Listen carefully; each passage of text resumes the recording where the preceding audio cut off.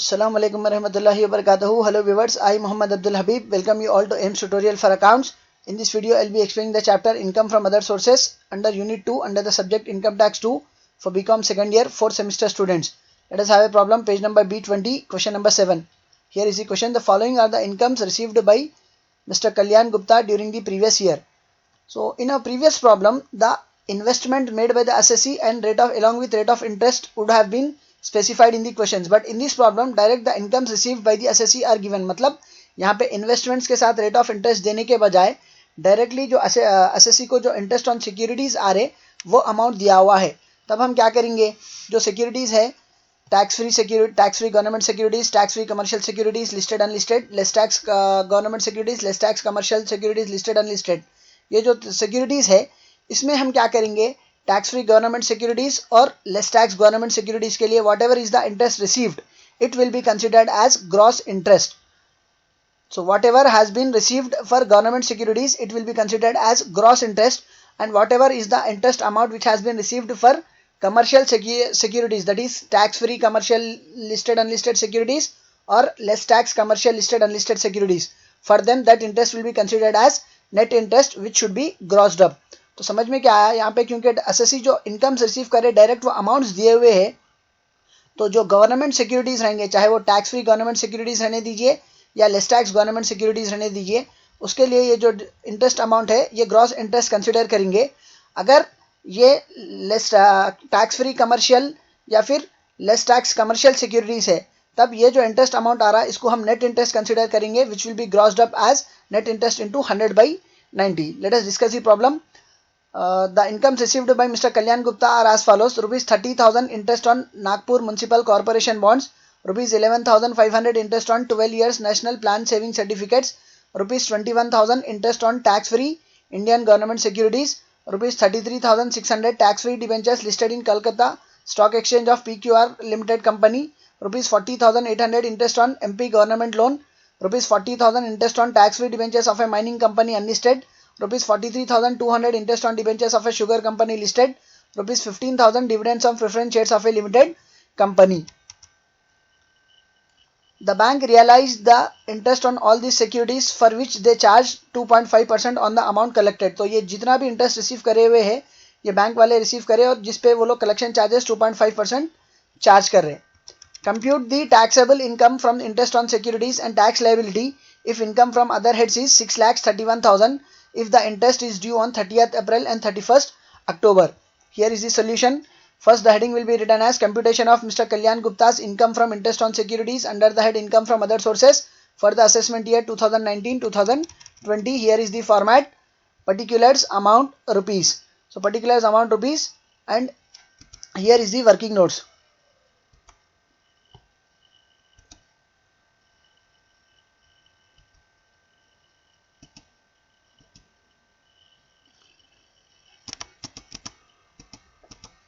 So first जो income आ रहा है वो 30,000 rupees interest on Nagpur municipal corporation bonds है, और सेकंड जो इनकम आ रहा है वो 11,500 rupees on 12 years national plan saving certificates है. तो जिसके लिए वर्किंग नोट्स है, देखिए, interest on Nagpur municipal corporation bonds and interest on 12 years national plan saving certificates, interest on the securities is exempted from tax. तो इस पर कुछ भी टैक्स एसएससी को कुछ टैक्स पे करने की जरूरत नहीं है. नेक्स्ट थर्ड इनकम क्या है एसएससी की, 21,000 interest on tax free Indian government securities. तो यहाँ पे डायरेक्ट इंटरेस्ट ऑन सिक्योरिटीज जो रिसीव करे वो अमाउंट दिया हुआ है, ये टैक्स फ्री सिक्योरिटीज है और गवर्नमेंट सिक्योरिटीज है. तो अगर डायरेक्ट इंटरेस्ट अमाउंट दिया हुआ है, so what is the procedure, whatever the amount of interest that has been received by the assessee, if it is government security, be it tax free or less tax, if it is a government security, the interest amount which is received will be considered as gross interest. मतलब चाहे वो tax free government security रहने दीजिए या less tax government security रहने दीजिए, जो भी इंटरेस्ट रिसीव कर रहे ये सीधा सीधा ग्रॉस इंटरेस्ट हो जाता. So this will be return here as Indian government securities. इस पे कितना इंटरेस्ट आ रहा है, 21,000 रुपीज इंटरेस्ट आ रहा. तो अब इसको कुछ ग्रॉस अप करने की जरूरत नहीं है. Here is the working notes. Name of the security, कौन सी सिक्योरिटी है वो इंडियन गवर्नमेंट सिक्योरिटी है. नेचर ऑफ सिक्योरिटी क्या है, टैक्स फ्री गवर्नमेंट सिक्योरिटी है. Here is the working notes, serial number, name of the security, nature of the security, net interest, grossing up, gross interest. तो ये जो security है Indian government security है, Indian government security है और उसका nature क्या है, टैक्स फ्री गवर्नमेंट है। सो इंडियन गवर्नमेंट सिक्योरिटी और उसका नेचर है tax free government. And what is the amount of net interest that has been received, 21,000। तो टैक्स फ्री गवर्नमेंट सिक्योरिटी के लिए कुछ ग्रॉस अप करने की जरूरत नहीं है। So whatever the amount has been received as interest, it will be taken as gross interest. So it will be recorded here as Indian government securities 21,000। Next, इसके बाद जो एसएससी को जो इंटरेस्ट मिल रहा है वो कितना मिल रहा है, 33,600 rupees tax free debentures listed in Calcutta stock exchange of PQR limited. मतलब पहले तो ये जो 33,600 अमाउंट है ये नेट इंटरेस्ट है। तो आप इसको यहाँ पे लिखेंगे, नेट इंटरेस्ट में लिखेंगे 33,600 रुपीज। और ये कौन से सिक्योरिटी है, debentures of PQR limited company. मतलब ये टैक्स फ्री सिक्योरिटीज है बट कमर्शियल है। इससे पहले की जो सिक्योरिटी थी वो टैक्स फ्री गवर्नमेंट थी। तो whatever the amount of interest has been received it was taken as gross interest. But this time it is a tax free security but it is not government security, it is commercial security. So this should be grossed up. तो ये जो भी interest amount receive कर रहे हैं ये net interest है जिसको आप ग्रॉस अप करेंगे। कैसा करेंगे, gross interest equals to net interest into 100/90। तो ये जो नेट इंटरेस्ट है 33,600 इंटू 100/90 करें आप, तो ग्रॉस इंटरेस्ट कितना आ रहा, 37,333। So gross interest will be recorded for debentures of PQR limited company. तो इस तरफ लिखेंगे आप debentures of PQR limited company 37,333। So समझ में क्या आया, what we have understood that if directly interest amount is given, then if it is a tax free government security or less tax government security, whatever the invest that has been received it will be taken as gross interest. Otherwise for tax free commercial and less tax commercial securities this interest will be treated as net interest which should be grossed up as net interest into 100/90। अगर ये tax free commercial या less tax commercial है तो ये net interest consider करेंगे और इसको gross up करेंगे। कैसा करेंगे, net interest into 100/90। Continuing with the topic, 40,800 interest on MP government loan. तो यहाँ पे जो MP गवर्नमेंट लोन है इस पे इंटरेस्ट कितना मिल रहा, 40,800। So that will be recorded here as 40,800 MP government loan. Name of the security क्या है, MP गवर्नमेंट लोन। अब इसका नेचर देखिए, ये लेस टैक्स सिक्योरिटी है, गवर्नमेंट सिक्योरिटी है। तो चाहे वो टैक्स फ्री गवर्नमेंट रहने दीजिए या लेस टैक्स गवर्नमेंट रहने दीजिए, whatever the interest amount has been received it will be taken as gross interest. उसको ग्रॉस अप करने की जरूरत नहीं है। जैसे कि इंडियन गवर्नमेंट सिक्योरिटीज ये टैक्स फ्री गवर्नमेंट थे तो जो भी इंटरेस्ट मिल रहा है उसको ग्रॉस इंटरेस्ट कंसीडर करें। उसी तरह MP गवर्नमेंट लोन में ये लेस टैक्स गवर्नमेंट है तो जो भी इंटरेस्ट मिल रहा है उसको भी हम ग्रॉस इंटरेस्ट कंसीडर करेंगे। इसको ग्रॉसिंग अप 100/90 करने की जरूरत नहीं है। So this will be recorded as MP government loan 40,800। Next, ₹40,000 interest on tax free debentures of a mining company unlisted. मतलब ये टैक्स फ्री सिक्योरिटी है बट ये गवर्नमेंट सिक्योरिटी नहीं है, कमर्शियल है। तो इसको ग्रॉसिंग अप करने की जरूरत है, 40,000 इंटू 100/90। तो पहले नेम ऑफ द सिक्योरिटी क्या है, tax free debentures of a mining company. तो इस तरफ लिखेंगे आप debentures of a mining company. इसका नेचर क्या है, टैक्स फ्री है बट ये कमर्शियल है। अगर ये गवर्नमेंट रहता तो हम जो भी इंटरेस्ट आ रहा है उसको डायरेक्ट ग्रॉस इंटरेस्ट ले लेते थे, but here this will be gross interest which this will be considered as net interest which will be grossed up as 40,000 into 100/90. Then gross interest will be 44,444. So 44,444 will be taken as gross interest which will be recorded here as debentures of a mining company 44,444. Next, after debentures of a mining company, next we have interest received 43,200 interest on debentures of a sugar company listed. तो ये debentures of sugar company है और ये less tax commercial है। So less tax commercial के लिए फिर से आपको ग्रॉस अप करना पड़ेगा, 43,200 into 100/90। So first it will be recorded as name of the security debentures of sugar company. इसका जो नेचर है वो लेस टैक्स है और कमर्शियल है। क्योंकि ये लेस टैक्स कमर्शियल है, whatever the interest has been received it will be considered as net interest which will be grossed up as 43,200 into 100/90. So gross interest will be taken as 48,000. So 48,000 will be shown as gross interest. तो इस तरफ बताएंगे आप debentures of sugar company 48,000। तो total gross interest कितना आ रहा है, 21,000, 37,333, 21,000 plus 37,333 plus 40,800 plus 44,444 plus 48,000। So the total gross income from interest on securities is 1,91,577, from which we have to allow deductions under section 57। So deductions under section 57 क्या देंगे आप, collection charges देंगे। So how do we calculate collection charges. इसके बाद एक point एक और interest है, देखिए ₹15,000 dividends on preference shares of a limited company. So dividends on preference shares is an exempted income.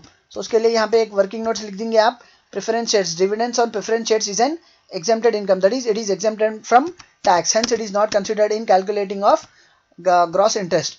अब इसके बाद क्या दिया हुआ है, the bank realise the interest on all these securities, मतलब ये जो भी अमाउंट रिसीव करे ये डायरेक्ट बैंक वाले रिसीव करे, तो इस पे बैंक वाले क्या कर रहे, 2.5% कलेक्शन चार्जेस चार्ज कर रहे. तो टोटल अमाउंट जो कलेक्ट करे, देखिए नेट इंटरेस्ट जो कलेक्ट करे वो कितना कलेक्ट करे, 21,000, 33,600, 40,800, 40,000, 43,200. So the total amount that has been collected by the bank is 1,78,600 rupees. ये जो ग्रॉस इंटरेस्ट का टोटल आ रहा वो 1,91,577 आ रहा. So gross interest is taken as 1,91,577. But यहाँ पे बैंकर्स जो चार्ज कर रही वो 2.5 किस पे चार्ज कर रहे हैं, टोटल अमाउंट कलेक्टेड पे कर रहे हैं, दैट इज 1,78,600 पे. So the calculation will be 1,78,600 into 2.5 divided by 100. The collection charges works out to be 4,465, which will be allowed as deduction under section 57. So collection charges 4,465. Subtracting 4,465 from 1,91,577, the income from interest on securities is 1,87,112, which will be recorded here as income from interest on securities. Now we are also required to calculate the tax liability of Mr. Kalyan Gupta, whose income from other sources is given as 6,31,000. तो income from other heads क्या है ये बंदे की, 6,31,000 है. So first we'll be calculating total income of the assessee.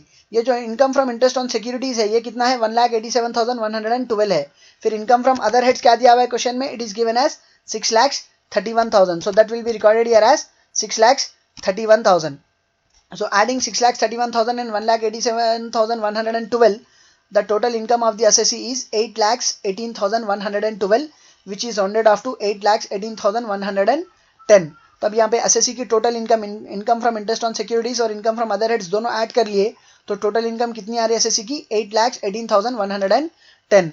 Now we are required to calculate his tax liability. तो income tax मालूम करना है, उसके बाद हम tax liability मालूम करेंगे. So in this problem the age of the assessee has not been specified.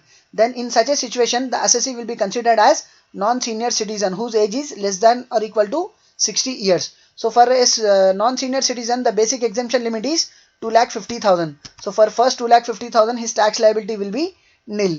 Next जो स्लैब आएगा वो 2,50,000 1 रुपी से लेके 5 लाख तक जाएगा जिस पे 5% इनकम टैक्स पे करना है. So the difference between 5 lakhs and 2,50,000 1 rupee is 2,50,000, on which we will be calculating 5% rate of interest. 2,50,000 into 5 divided by 100, it will be 12,500. Next slab will be from 5 lakh 1 rupee to 10 lakhs. But यहाँ पे क्योंकि SSC की जो income है वो सिर्फ 8,18,110 rupees तक है, तो ये जो स्लैब कंसिडर करेंगे आप 5 लाख 1 रुपी से लेके 8,18,110 तक ही कंसिडर करेंगे, जिस पे एसएससी को 20% टैक्स पे करना है. So the difference between 8,18,110 and 5 lakh is 3,18,110 rupees, जिस पे 20% कैलकुलेट कर रहे हैं. So the amount of income tax is 63,622. Now the total income tax that the assessee should pay is 63,622 plus 12,500, which works out to be 76,122, which will be added with health and education cess at the rate 4%. That will be calculated as 76,122 into 4 divided by 100, that is 3,044 rupees 88 paisa. So the total tax liability of the assessee is 76,122 plus 3,044 rupees 88 paisa, that is 79,166.88. तो यहाँ पे 166.88 है, so this will be rounded off to 79,170, as it is near to 170. So the tax liability of the assessee will be 79,190 rupees. Hope you have understood the topic and hope you have liked my video. If you like my video, do subscribe to my channel AIMS Tutorial for Accounts. And if you are a new subscriber to my channel, don't forget to press the bell icon for further notifications.